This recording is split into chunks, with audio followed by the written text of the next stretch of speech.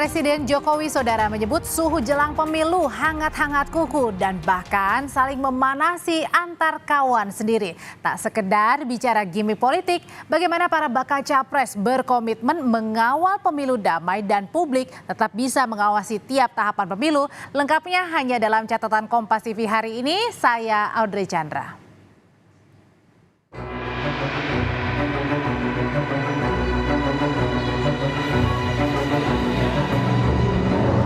Presiden Joko Widodo angkat bicara soal situasi politik menjelang pemilu 2024 yang Jokowi sebut sudah hangat-hangat kuku. Presiden menambahkan yang panas justru antar kawan sendiri. Ia mengingatkan dalam ajang kompetisi politik seperti saat ini jangan sampai bermusuhan satu sama lain. Situasi di tahun politik ini sudah mulai hangat-hangat kuku.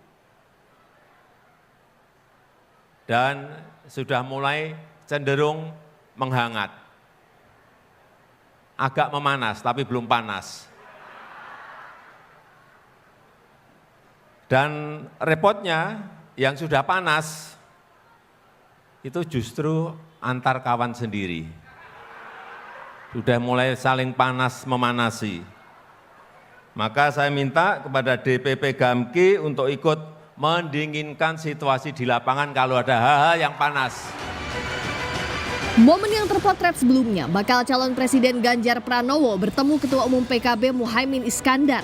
Kompak mengenakan kemeja putih. Di akhir pertemuan, Ganjar memberikan bingkisan spesial untuk Caimin berupa kandang burung berisi sepasang lovebird berwarna merah dan hijau yang disebut simbol kesetiaan. Setia.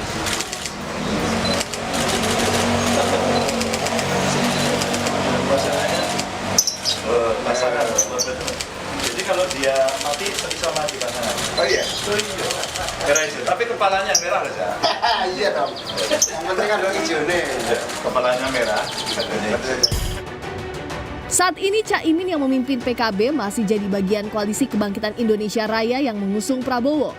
Namun di sisi lain, PKB tak menolak rayuan PDIP yang menyebut nama Caimin kemungkinan masuk bursa pendamping Ganjar.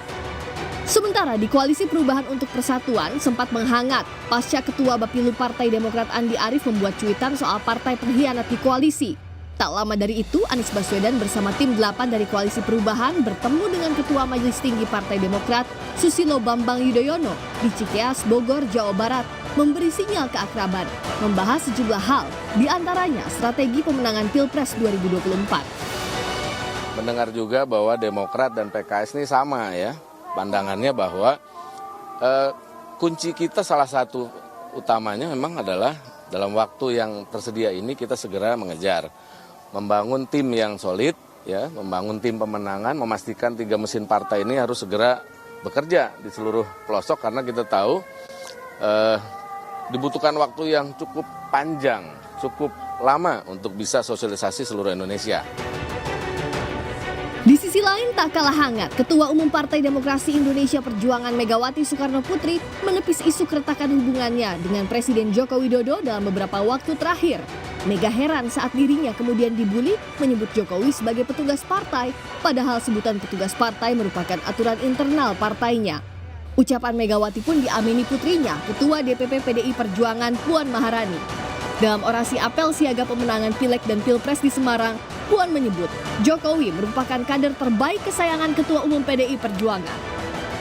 Apalagi kecintaan Ketua Umum Ibu Megawati Soekarno Putri pada kader terbaiknya, yaitu Presiden Jokowi.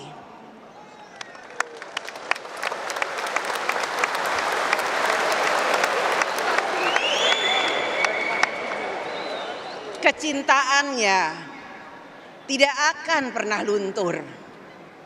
Layaknya seorang ibu pada anaknya, kasih ibu sepanjang masa. Namun sepanas apapun suhu politik, sisa waktu pemerintahan Presiden Jokowi harus berjalan optimal. Keamanan di setiap tahapan dan pelaksanaan rangkaian pemilu harus dikawal hingga tuntas dan lancar.